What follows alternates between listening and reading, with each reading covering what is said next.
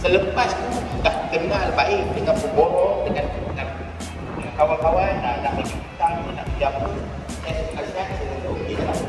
Tapi mula-mula be extra careful. Saya jumpa ramai orang yang bagi hutang tapi nasihat collection the problem. Dan bila kita berkenal, memang kita stress lah. Itulah saya nasihat. Nasihat. Itulah.